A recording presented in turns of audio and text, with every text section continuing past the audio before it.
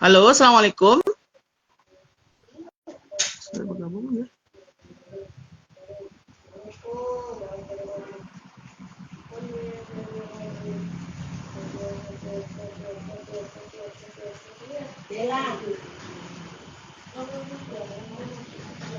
Kita coba.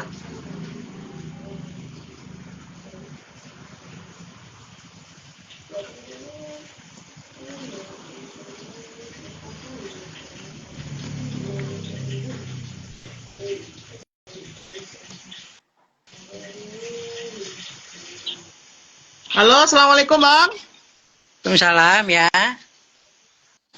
Ini Mas Eko Prasetyo ya, Bang? Ya betul. Yang dari Lampung ya, Bang? Ya betul. Oke, kita mulai aja langsung ya, Bang.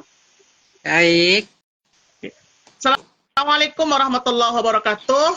Tabi pun, selamat datang di acara Bincang Sore Ramadan Rumah Baca Anak Nagari. Bersama saya Hernam Pratama, selaku relawan Rumah Baca Anak Nagari. Selama 1 jam ke depan kita akan berbincang-bincang seputar dunia literasi. Nah, gimana nih kawan-kawan pegiat literasi? Gimana puasa hari keempat ini? Apakah sudah berpikir tentang takjil sore ini? Atau kawan-kawan pegiat literasi sudah memikirkan, jangan-jangan buka puasa nanti apa menunya hari ini? Nah, sembari menunggu berburu takjil hari ini, kita akan ngabuburit sore hari ini bersama Kak Eko Prasetyo. Beliau adalah seorang pegiat literasi asal dari Lampung. Ya, 1000 kilometer dari kota Bukit Tinggi. Ya, masih satu rumpun, satu wilayah, dan satu pulau di Pulau Sumatera. Dan kita sapa dulu Mas Eko. Assalamualaikum Mas Eko. Waalaikumsalam warahmatullahi wabarakatuh. Gimana kabarnya Mas? Alhamdulillah sehat Kak Hernan. Sehat Kak Hernan. Alhamdulillah. Alhamdulillah. Gimana Mas kabar di Lampung? Apa kabar Mas?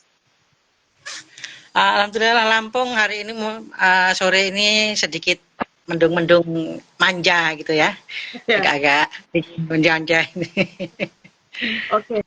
Mungkin kita langsung bincang sore hari ini Bang. Mungkin kita akan bertanya dulu bagaimana pengalaman Mas Eko dulu. Kita mulai dari awal dulu. Apa sih yang mendasari Mas Eko untuk tertarik dengan dunia literasi Mas Eko? Baik, terima kasih Kak Hernan. Selamat sore teman-teman semua. Perkenalkan, Assalamualaikum warahmatullahi wabarakatuh. Nama saya Eko Prasetyo. Saya dari Provinsi Lampung, tepatnya domisili saya di Kabupaten Waikanan ya, yang lokasinya mungkin ya tadi udah disebutkan berapa kilometer tadi Kak ya, lumayan ya, masih satu pun. Dan kebetulan saya juga mengelola sebuah komunitas baca yang namanya Pustaka Kencana yang ada di Kampung Umpu Kencana. Selain itu saya juga Ketua Forum TBM untuk pengurus daerah di Kabupaten Waikanan. Dan saya mengelola sebuah pustaka taman baca ini dari mulai tahun 2011 ketika proses awalnya dulu merupakan kumpulan anak-anak muda yang ada di kampung yang belum tahu anak-anak muda ini di tahun 2011 itu mau ngapain. Kemudian pada awal mulanya dulu di tahun 2011 anak-anak muda ini terbesitlah dalam suatu kelompok yang dulu masih dalam sebutan Karang Taruna di Kampung ya dulu namanya. Jadi Karang Taruna di Kampung ini membuat program yang tidak hanya satu program dulu. Ada program agama, ada program pendidikan, ada program sosial gitu. Nah, ketika itu program pendidikannya adalah membuat perpustakaan atau pustaka yang ada di desa, yang ada di kampung. Maka terbentuklah ketika itu dari 8 orang pengurus Karang Taruna yang isinya pemuda-pemuda kampung, kita mengumpulkan buku bacaan dari anggota-anggota pemuda yang ada di kampung. Kemudian buku itu yang terhimpun kita buatlah menjadi sebuah perpustakaan yang ada di kampung. Tidak banyak buku ketika itu yang terhimpun, hanya kurang lebih 350 eksemplar atau 30 eksemplar saja. Itu pun buku-buku yang bukan baru ya, hanya buku yang masih layak baca karena merupakan hasil donasi dari teman-teman pemuda yang ada di kampung yang tergabung dalam Pemuda Karang Taruna ketika itu di tahun 2011. Nah, proses berjalannya waktu, ternyata Karang Taruna yang di kampung ini bubar karena kita tahu ya periodisasi pengurusan Karang Taruna itu di kampung hanya 4 tahun. Kalau sudah 4 tahun maka dia sudah tidak boleh lagi menjadi Karang Taruna. Dan ketika itu saya pun sudah bukan lagi Karang Taruna di kampung. Maka ketika saya sudah bukan lagi pengurus, bukan lagi ketua Karang Taruna kampung, kami berpikir bagaimana dengan program-program yang sudah terlanjur kita mulai dalam bidang pendidikan ini, kita akan membuat perpustakaan. Nah, perpustakaan ini kalau sudah 4 tahun kan mubazir, mau kita lewatkan dan mau kita kita bubarkan begitu kan. Alhasil ketika itu saya bilang kepada pengurus Karang Taruna yang sudah demisioner, yang sudah sudah berganti pengurusan, karena mereka tidak lagi meneruskan program perpustakaan, saya bilang bagaimana kalau perpustakaan ini saya ambil alih, saya kelola daripada dibubarkan meskipun pengurusan Karang Taruna sudah bubar. Kemudian mereka mengatakan, pengurus Karang Taruna yang baru mengatakan nggak apa-apa katanya. Ya sudah, akhirnya Karang Taruna ini saya ambil buku-bukunya, kemudian saya buatlah menjadi semacam taman baca gitu yang ada di rumah saya ketika itu. Dan akhirnya dari situ sampai sekarang lambat laun proses berjalannya waktu masih tetap kami laksanakan taman baca itu, pustaka kencana ini, dan alhamdulillah koleksi buku ini sekarang masih bertambah dan terus bertambah mencapai sekitar 1.000 lebih buku koleksi kami. Mungkin sedikit itu yang perjalanan di awal kami, Mas Hernan. Oke, Mas Eko, kita berbicara soal pendirian yang cukup unik sekali ya. Pustaka Kencana ini berdiri mungkin dari Karang Taruna, perkumpulan Karang Taruna, yang akhirnya kepengurusan Karang Taruna sudah berakhir, kemudian dibentuk oleh Mas Eko sebagai pengelola. Nah, mungkin bisa dijelaskan juga, Mas Eko, latar belakang kenapa ada berdiri Pustaka Kencana. Mungkin kalau kita flashback, mungkin seperti kondisi anak-anak mungkin yang bermain HP atau pengen punya perpustakaan di wilayah, di kampung sendiri. Nah, di Mas Eko sendiri bagaimana latar belakang pendirinya Pustaka Kencana di Waikana Lampung ini, Mas? Ya, baik. Dari yang sudah saya sampaikan di awal bahwa itu merupakan salah satu program ya, program pemuda-pemuda Karang Taruna. Ketika itu latar belakang terbentuknya karena kita ingin membuat wahana, fasilitas publik atau tempat layanan umum yang digunakan untuk bidang pendidikan. Jadi bidang pendidikan ketika itu kan nggak hanya sekolah. Kita ingin di masyarakat ada kegiatan-kegiatan pendidikan yang tidak hanya di sekolah tapi di luar sekolah. Kita kemudian ketika itu memilih apa kira-kira pendidikan yang ada di luar sekolah, maka terbesitlah ketika itu ya sudah kita buat perpustakaan. Jadi sebuah tempat umum, ruang baca untuk masyarakat yang ada di kampung untuk untuk sarana tempat edukasi bagi masyarakat anak-anak. Tidak adanya akses ruang publik untuk edukatif di luar sekolah, itulah hal yang mendasari kami untuk membuat Pustaka Kencana. Orang belajar selama ini hanya ada di sekolah. Orang belajar selama ini hanya di bangku-bangku kuliah. Kenapa kita tidak coba ciptakan ruang-ruang umum yang untuk bisa diakses masyarakat di luar sekolah? Maka terbentuk Pustaka Kencana. Begitu kira-kira. Oke, berarti cukup memotivasi sekali dalam pendirian Pustaka Kencana. Mungkin mengenai tentang Pustaka Kencana ini dan sejarahnya dari pendiriannya berasal dari Karang Taruna. Bagaimana respon dari masyarakat dengan kehadiran Pustaka Kencana ini, Bang? Ya, terkait dengan respon, dari dulu sampai dengan hari ini masyarakat tentunya khususnya masyarakat yang ada di sekitar lingkungan saya, Kampung Kencana, sangat baik sekali. Respon yang sangat baik ini ditunjukkan dengan adanya orang tua yang mempersilahkan anak-anaknya untuk datang ke Pustaka Kencana, mengikuti program-program Pustaka Kencana. Jadi kita kan punya beberapa program, tidak hanya baca tulis, kita juga punya program-program lainnya seperti layanan bimbel, bimbingan belajar, les privat, kemudian ada komputer, kemudian ada kegiatan permainan tradisional dan praktek-praktek literasi lainnya. Dengan adanya dukungan orang tua yang mempersilahkan dan menganjurkan anak-anaknya datang ke Pustaka Kencana, itu merupakan sebuah wujud dukungan moral bagi kami, ya, karena berarti masyarakat dan orang tua mempercayakan anak-anaknya untuk belajar di tempat kami. Kemudian bentuk respon lainnya seperti apa? Bentuk respon lainnya seperti adanya masyarakat yang mau memberikan buku bacaan untuk didonasikan kepada kami. Itu merupakan sebuah respon respon masyarakat secara fisik yang memberikan dan menginginkan bahwa koleksi layanan yang ada di Pustaka Kencana menjadi lebih baik lagi. Itu merupakan belum lagi respon-respon lainnya, karena saya anggap itulah bentuk dukungan respon masyarakat kepada kami yang mendukung guna program keberlanjutan yang ada di Pustaka Kencana. Begitu Kak Erna. Oke, mungkin kita berbicara juga mengenai respon dari masyarakat gitu. Kalau dari perangkat pemerintah sendiri, mungkin dari pemerintah desa atau pemerintah Kabupaten Waikanan dan pemerintah Provinsi Lampung sendiri gitu. Bagaimana juga respon tentang kehadiran Pustaka Kencana ini, Bang? Nah, baiklah. Untuk respon kehadiran hadirnya Pustaka Kencana dari pihak-pihak birokrasi seperti pemerintah kampung, kemudian kecamatan, kemudian pemerintah kabupaten hingga Provinsi Lampung sampai dengan Perpusnas ini pun sangat baik sekali dan mendukung dan terasa hadirnya oleh kami di Pustaka Kencana. Apa respon yang diberikan mereka kepada kami? Mungkin yang kita mulai dari pemerintah desa dulu. Pemerintah desa di Kampung Empu Kencana per tahun 2018 sudah memberikan dukungan berupa support melalui APBKAM atau dana desa ya.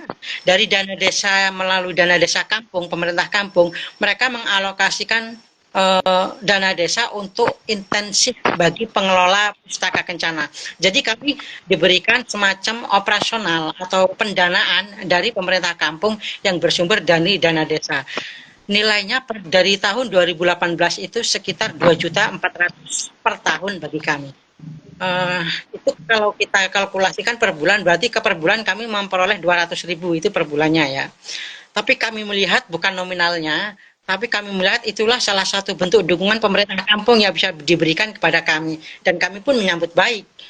Bukan besar kecilnya, tapi itulah wujud dari respon baik dari pemerintah kampung kepada hadirnya Pustaka Kencana. Karena dengan adanya nominal tersebut, kami bisa pergunakan untuk kebutuhan-kebutuhan pengelolaan Pustaka Kencana yang kami lakukan. Nah, baiklah, bagaimana dengan pihak pemerintah kecamatan? Pemerintah kecamatan ketika itu pernah datang langsung, Pak Camatnya ya, Pak Ahmad Sapri, beliau adalah Pak Camat yang datang langsung bersama rombongan ibu-ibu PKK kampung, PKK kecamatan ketika itu. Jadi mereka dihadirkan ke tempat kami untuk melihat, oh ini loh rupanya ada ruang edukasi publik di luar sekolah yang bisa digunakan anak-anak dan masyarakat untuk tempat belajar. Jadi mereka semacam studi banding ke tempat kami. Jadi Pak Camat memilih tempat kami untuk untuk pilot projectnya dan untuk dikembangkan ke kampung-kampung lain dan untuk disosialisasikan oleh pemerintah kecamatan kepada kampung-kampung yang ada di Kecamatan Blambangan Numpu. Kemudian Kabupaten Waikanan pun sama, sudah beberapa kali kami diundang untuk memberikan sharing seminar, kemudian sharing motivasi, kemudian sharing pelatihan yang ada di tingkat kabupaten. Provinsi Lampung juga sama, pernah mendatangi tempat kami dan terbaru tahun kemarin 2023 Pustaka Kencana memperoleh bantuan pojok baca digital atau POCADI berupa perangkat 1 unit komputer, 1 unit televisi dan kurang lebih 300 atau berapa eksemplar buku itu saya lupa melalui pemerintah Provinsi Lampung. Itu pemerintah Provinsi Lampung ya. Itu tahun kemarin kami dapatnya. Kemudian bagaimana dengan tingkatan pusat? Tingkatan pusat itu yang ada di Perpustakaan Nasional, alhamdulillah kami memperoleh 1 buah unit kendaraan perpustakaan motor keliling dari Perpusnas kita yang kami mendapatkan 1 unit motor tersebut dan alhamdulillah masih kami gunakan untuk keperluan layanan operasional bagi Pustaka Kencana. Itulah pihak-pihak birokrasi, pihak-pihak pemerintah yang ada di tingkatan kampung sampai dengan pemerintah pusat yang kami anggap kehadirannya sangat baik dan respon baik kehadiran bagi kami. Gitu Kak Erman.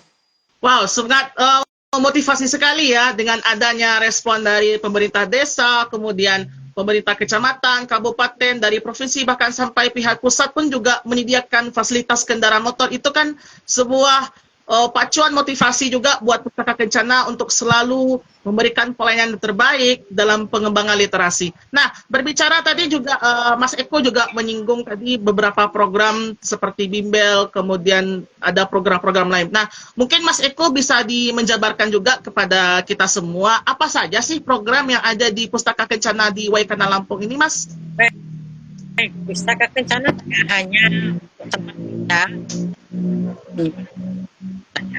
kami setidaknya punya lebih dari 3 layanan yang kami lakukan. Yang pertama tentu layanan membaca buku di tempat namanya. Jadi kami buka setiap operasional itu, kami operasionalnya hari Jumat dan hari Minggu. Jadi seminggu hanya 2 kali kami.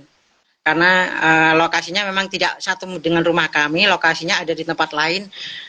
Kenapa tidak bisa kami lakukan setiap hari? Karena mungkin kalau saya pribadi, saya harus berbagi waktu antara pekerjaan pokok saya karena saya harus bekerja.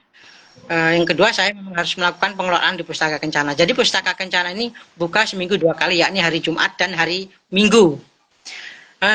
Program selain membaca buku di tempat, anak-anak datang membaca buku di tempat, kami juga memberikan layanan pinjam buku. Jadi bagi masyarakat, tidak hanya anak-anak, bisa membaca buku, meminjam buku yang ada di tempat kami. Boleh membaca buku di tempat kami dengan memberikan alamatnya, KTP-nya bagi orang dewasa. Kemudian kalau anak-anak cukup didampingi orang tua, boleh meminjam buku 5 eksemplar kali pinjam, dan hanya durasi waktunya hanya 2 minggu atau 14 hari. Jadi ini salah satu 2 dari layanan yang kami lakukan, yakni program peminjaman buku. Ketiga adalah bimbingan belajar.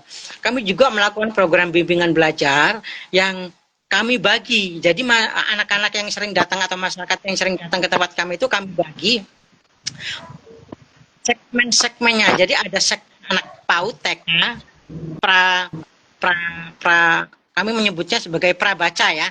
Jadi anak-anak prabaca ini yang bisa baca ini dari mulai PAUD, TK, ini kami kelompokkan tersendiri. Kami berikan mereka pengenalan edukasi melalui game-game edukatif. Game-game edukatif tidak. Karena kita tahu bahwa kurikulum ini memberikan penekanan bahwa untuk PAUD dan TK belum bisa diajarkan membaca ya, tapi kalau pengenalan boleh.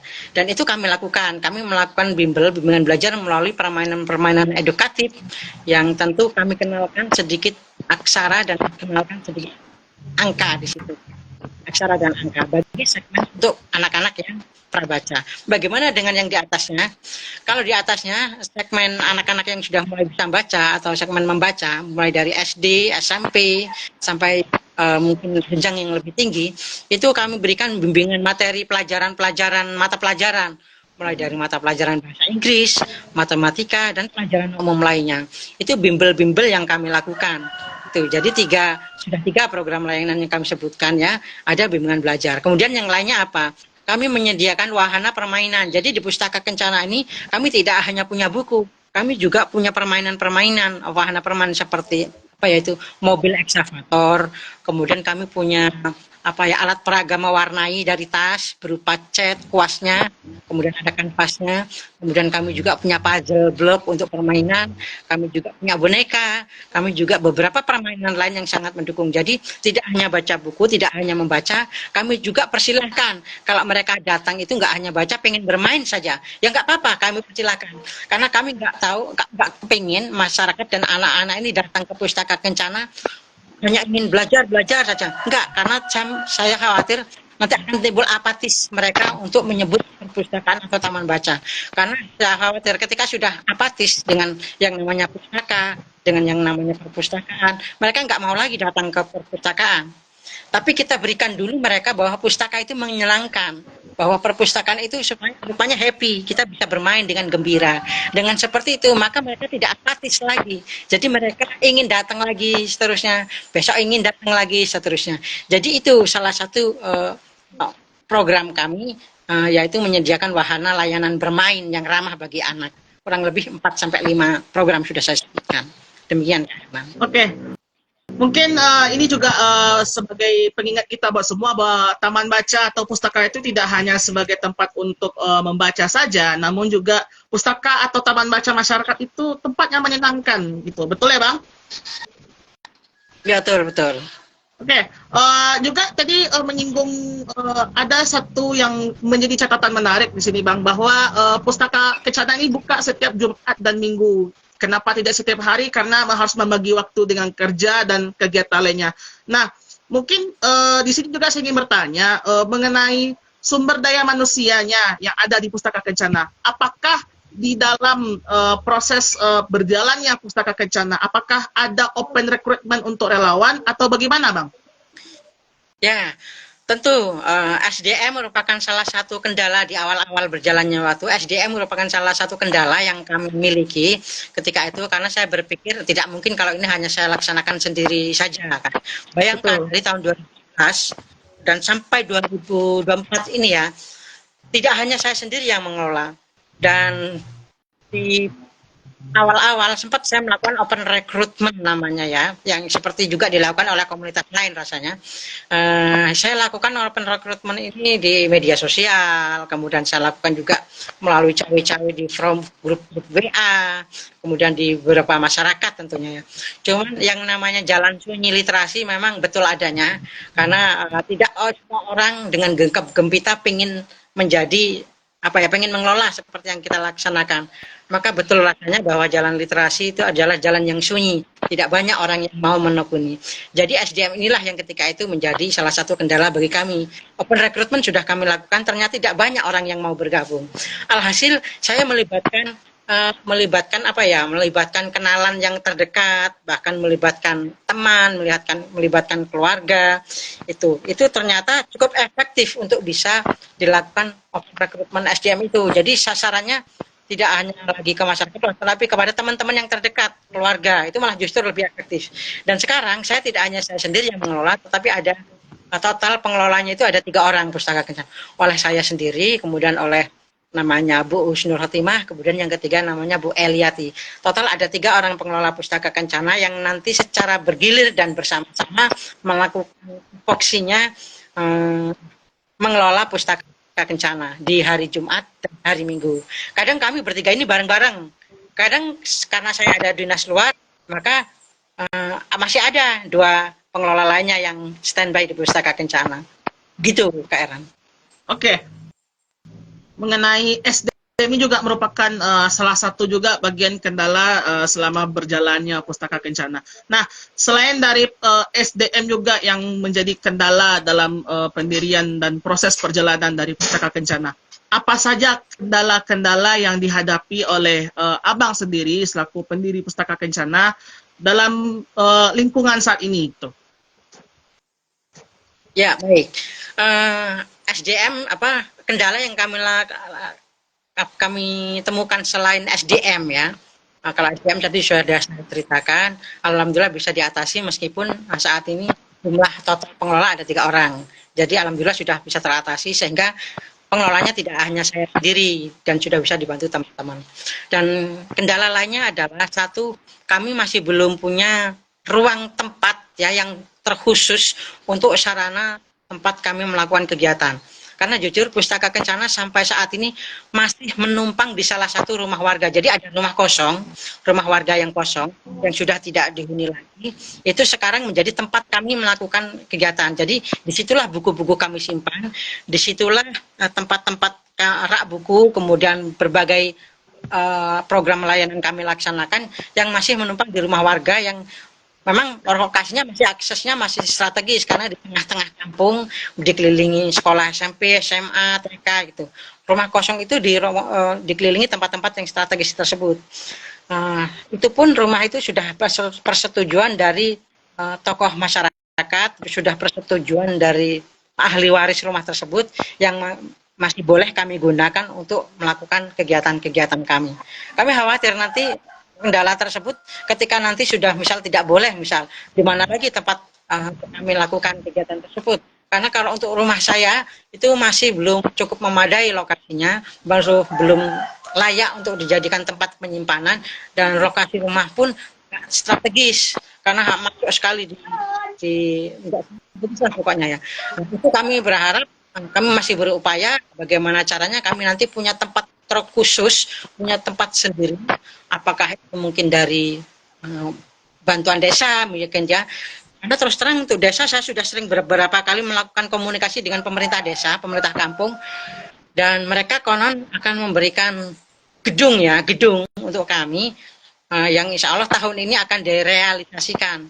Sudah ada pembicaraan desain ya, kampung sudah minta desain kepada kami. Kami sudah berikan desain sederhana, namun belum sampai sejauh ini kami belum diberikan pembicaraan lagi terkait dengan bagaimana proses pembangunannya mau sampai seperti apa begitu. Itu salah satu. Yang kedua dari kendala-kendala yang saya laksanakan. Belum adanya tempat permanen khusus pustaka kencana. Itu yang kedua. Kemudian yang ketiga, kami belum bisa melaksanakan kegiatan yang bersifatnya massal. Karena kegiatan-kegiatan ini masih bersifat parsial. Hanya ada untuk di 2-3 dusun saja. Ketika kami melakukan kegiatan massal yang melibatkan umpamanya ribuan atau bahkan misal 500 orang begitulah. Itu kami masih kelabakan kalau untuk melaksanakan kegiatan yang pesertanya itu 500 orang.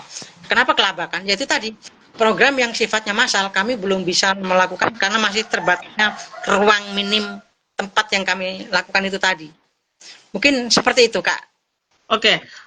Mungkin itu juga yang kita menjadi kendala semua ya. Mungkin tidak hanya TBM TBM Kencana, mungkin juga hampir TBM-TBM yang akan berdiri dan yang sedang berjalan juga mengalami proses yang sama. Nah, mungkin dari semua kendala-kendala itu dan telah Bang uraikan juga tadi bagaimana mengatasinya dan hasil yang Abang terima sekarang ketika kendala-kendala itu Abang rasakan, Abang nikmati perjalanannya, dan apa yang Abang rasakan ketika Abang mencapai hal-hal tersebut? Tentu itu luar biasa ya, luar biasa. Itu kami anggap sebuah proses pencapaian ya. Bagaimana bahwa mengelola pustaka kencana, mengelola taman baca sebagai jalan sunyi, jalan literasi, dengan berangkat di proses awal yang dimulai dari nol ya, yang dari mulai tidak ada apa-apa sampai sekarang kita punya sarana buku, kita punya sarana motor, kita punya sarana layanan komputer, yang kami anggap semua sarana itu sudah sangat lebih dari cukup, yang merupakan bantuan dari pihak-pihak lain. Itu sebuah pencapaian yang luar biasa. Karena kalau saya melihat dulu di awal-awal dulu, saya seperti apa ini bakal berjalan dalam hati saya ya. Kemudian saya niatkan saja dengan bismillah. Alhamdulillah sampai saat ini itu semua di luar dugaan saya gitu. Sampai bertahan sampai saat ini pun sudah sangat di luar dugaan saya, karena dulu saya berpikir mungkin ini program hanya 4 tahun aja ini, mungkin ini program cuma 5 tahun sampai itu bubar. Enggak, rupanya setelah ini ditekuni sampai sekarang, tentu dengan niat yang tulus, niat yang ikhlas, kemudian gerakan yang konsisten gitu ya. Alhamdulillah sampai sekarang itu masih berjalan, dan itu ya, konsistensi sangat penting. Konsistensi ini sangat penting sehingga sampai sekarang pencapaian itu bisa kita rasakan, dan ini pun bisa berlaku untuk teman-teman lain yang mungkin baru ingin mendirikan komunitas baca atau menemui kendala-kendalanya. Setiap ada kendala, saya sarankan jangan putus tengah jalan, tetap lakukan saja dengan apa yang kita punya dan apa yang kita miliki. Laksanakan saja, lakukan saja, insya Allah pertolongan itu pasti ada. Jawaban dari setiap doa pasti akan dijawab, dan itu kami rasakan, dan itu terbukti kami kami terima sekarang gitu Kak. Oke. Mungkin dari ada usaha ada hasil yang seimbang, mungkin itu prinsipnya. Nah, berbicara juga tadi mengenai segala aktivitas yang ada dan juga koleksi buku yang ada di Pustaka Kencana. Ingin bertanya juga Bang mengenai sumber bukunya itu, kan tadi Abang juga berbicara bahwa sumber bukunya itu berasal dari masyarakat di sekitar kampung.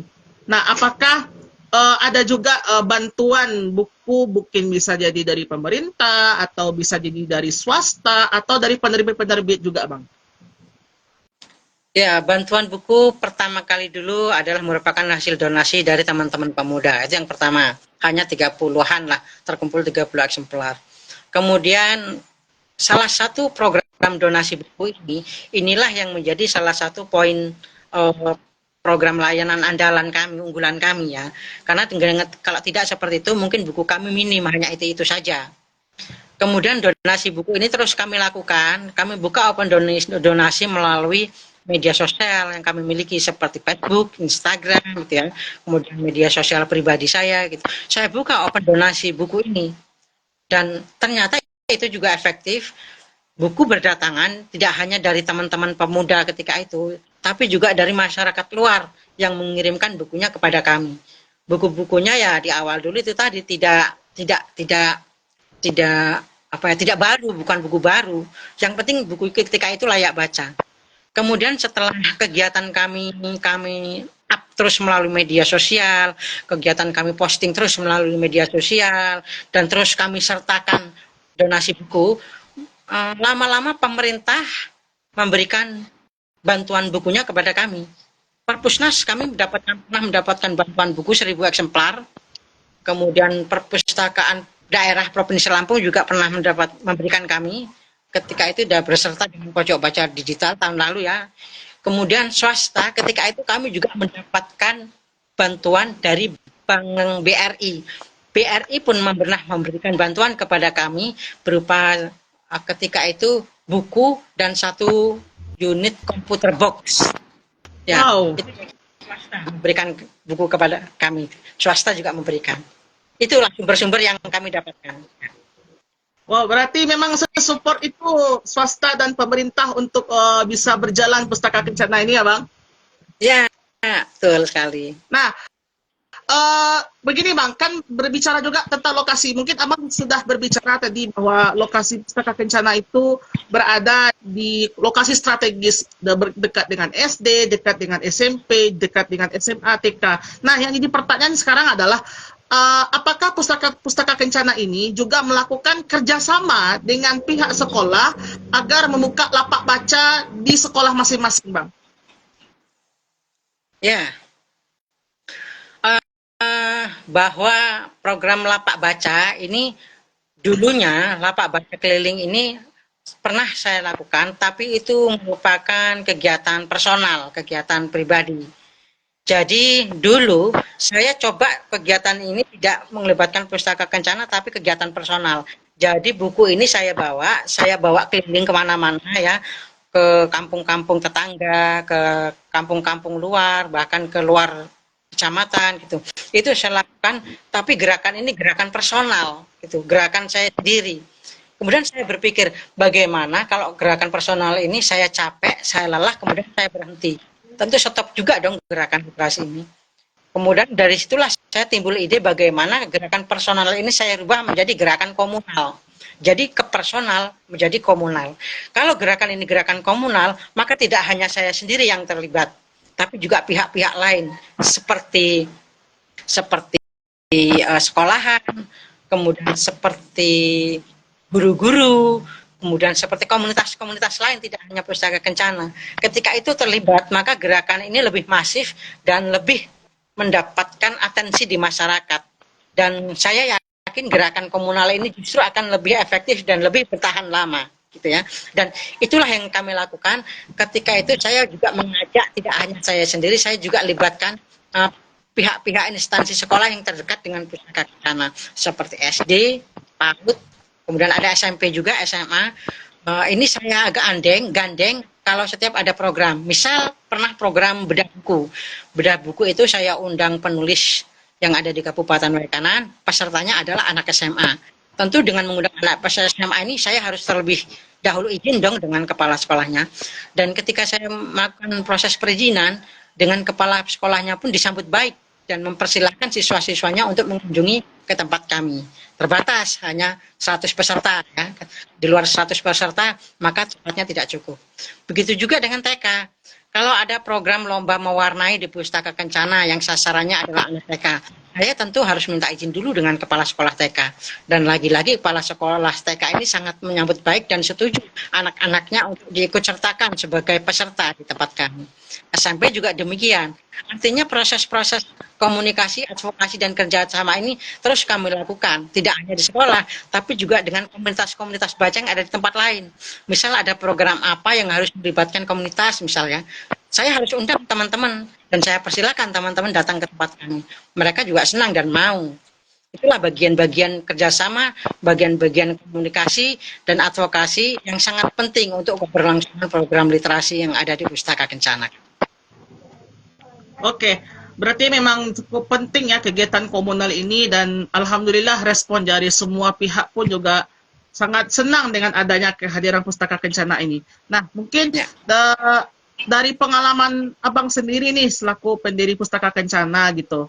Apakah Abang juga menerima misalkan seperti ini Bang, ada hujatan-hujatan dari netizen-netizen atau kata-kata dari luar, kata-kata negatif yang mengatakan apaan itu literasi itu bikin orang balas baca buku, apakah pokoknya kata-kata negatif yang bikin abang itu down dan segala macam, apakah abang juga mendengar hal seperti itu bang?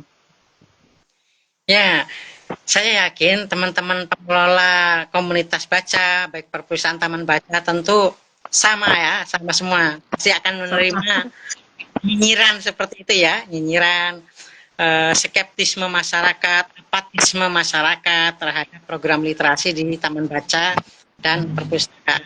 Itu saya juga menerima dan mendapatkan itu. Ya, banyak sih yang kemudian ketika saya upload di media sosial mereka mengatakan buat apa seperti itu, enak kerja apa, enak kerja di kantoran atau kerja di mana gitu, lebih berguna dan lebih bermanfaat gitu daripada di situ ngapain ngabisin waktu misalnya. Itu salah satu bentuk-bentuk apa ya, skeptisme mereka belum mengerti bagaimana peran pentingnya literasi gitu. Apa kemudian yang saya lakukan terhadap cacian, hujatan seperti itu dan pandangan-pandangan negatif masyarakat gitu, yang saya lakukan adalah saya lakukan saja terus konsisten, easy going saja, lakukan saja, life must go on kalau kata orang ini kan, lanjutkan saja gitu program kerja itu. Toh dengan didukung banyak pihak kegiatan ini bermanfaat kok gitu. Jadi terbukti sekarang gerakan ini masih tetap hidup, gerakan ini masih tetap berlangsung, respon, dukungan dan bantuan pun masih diberikan oleh banyak orang untuk keberlangsungan Pustaka Kencana yang ada di tempat kami. Dan itulah wujud-wujud tangan-tangan baik yang membantu kami. Begitu kan? Oke, berarti memang kunci dari semuanya itu adalah konsistensi. Apapun hujatan, hinaan, celaan, cacian, kita harus tetap bergerak, harus tetap berjalan supaya hal-hal yang negatif-negatif ini bisa kita lawan dengan inovasi-inovasi yang keren mungkin. Itu seperti itu ya, Bang? Oke, juga mengenai tips mungkin Bang, mungkin boleh juga kita berbagi tips sedikit dari Abang, mungkin bagi teman-teman kita atau rekan-rekan pegiat literasi yang mungkin akan atau sedang dalam menjalankan proses pendirian taman baca atau pustaka. Ada tips gak dari Abang gitu, bagaimana caranya membentuk sebuah TBM dan segala macamnya Bang?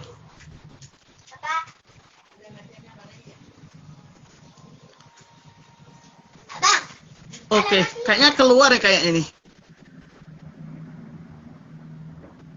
Sebentar ya.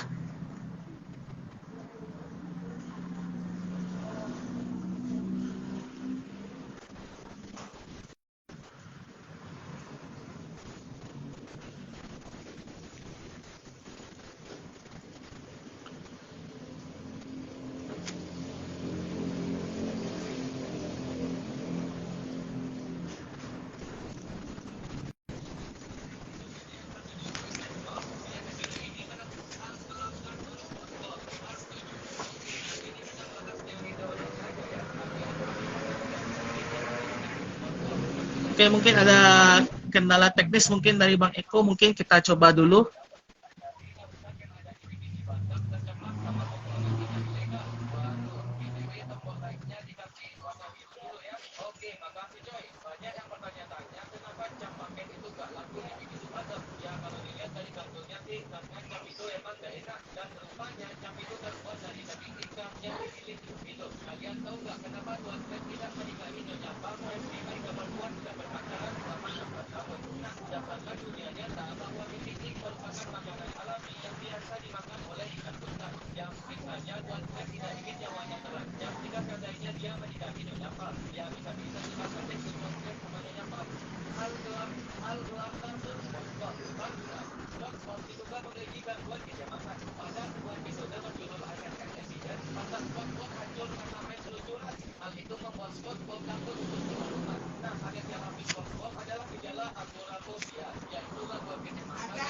Oke, mungkin sembari halo Bang.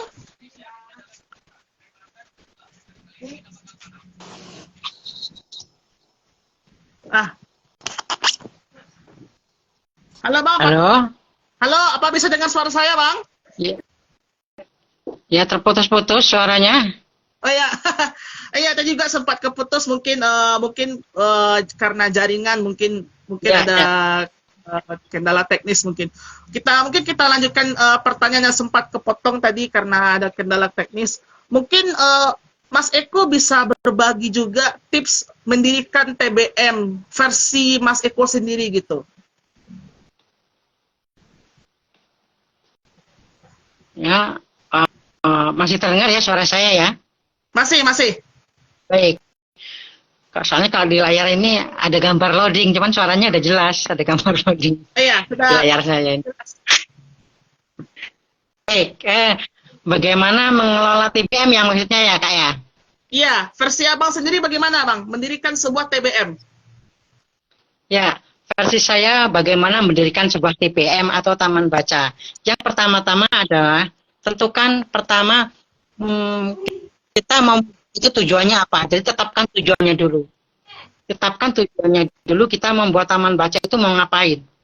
Kalau tujuannya adalah benar-benar untuk hal-hal yang memang sesuai, untuk memang hal yang dibutuhkan oleh anak dan masyarakat, maka TBM kita akan diterima dengan baik. Kalau tujuan membuat TBM hanya untuk gaya-gayaan, kemudian hanya untuk katakanlah untuk ikut tren, untuk keren-kerenan, saya khawatir kalau tujuannya seperti itu nggak akan bertahan lama. Dan nanti cenderung ketika bertemu dengan suatu kendala atau problem, maka akan putus di tengah jalan. Betul. Jadi tetapkan tujuan dulu bahwa untuk membuat taman baca adalah untuk sebuah hal yang bermanfaat gitu. Contoh seperti saya tadi, saya membuat taman baca adalah untuk memberikan ruang edukasi kepada masyarakat di luar sekolah gitu ya. Sampai sekarang itu pun berjalan sehingga ada alternatif lain, tidak hanya sekolah tapi ada pustaka kencana sebagai ruang belajar. Dan itu sampai sekarang berlangsung. Jadi tetapkan dulu tujuannya. Itu yang pertama. Jadi kalau tujuannya sudah salah, kalau hanya untuk gaya-gayaan, hanya untuk tren, apalagi hanya untuk hal-hal negatif seperti ini ya, karena ada membuat TBM itu tujuannya untuk negatif. Misal hanya untuk, maaf saya katakan ya, membuat TBM hanya untuk sarana mencari keuntungan finansial, misal. Nah itu ada tuh, saya yakin itu ada seperti itu. Tapi ketika nanti bertemu dengan problem finansial, ketemu dengan problem di jalan, tidak banyak orang yang membantu misal, atau minimnya dukungan misal, pasti TBM itu akan bubar, akan berhenti gitu. Itu tetapkan tujuannya dulu, itu yang pertama. Motivasi saya. Kedua, gunakanlah atau manfaatkanlah sumber daya dan segala fasilitas yang ada, maksimalkan itu. Yang pertama, tetapkan tujuan. Yang kedua, gunakanlah fasilitas, maksimalkanlah fasilitas yang ada. Itu yang kedua. Itu dulu. Jadi kalau kita hanya punya 10 buku, buatlah 10 buku itu menjadi taman baca. Kalau kita hanya punya 30 buku saja untuk buat taman baca, 30 itulah, maksimalkan 30 buku untuk taman baca. Cara memaksimalkan dengan koleksi minim itu seperti apa?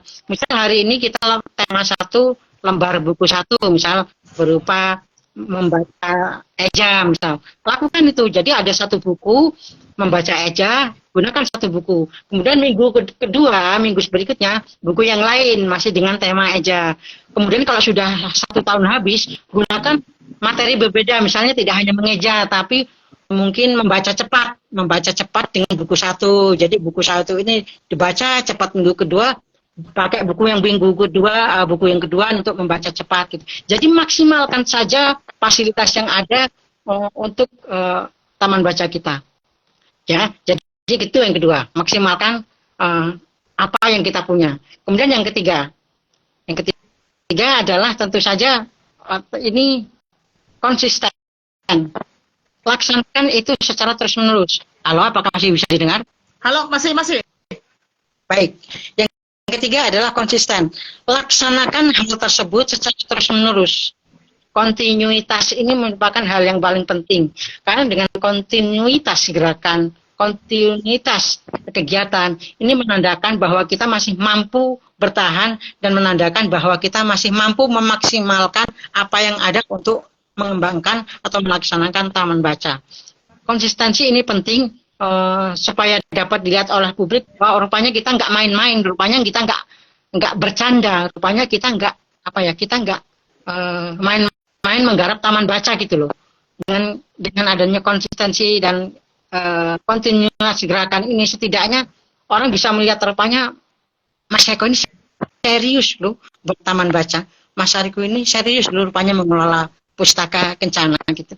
Itu setidaknya 3 hal ini saja dulu yang dilaksanakan. Lain-lainnya pasti akan menemukan tangan-tangan baik yang tidak kita terduga kalau 3 ini sudah kita laksanakan.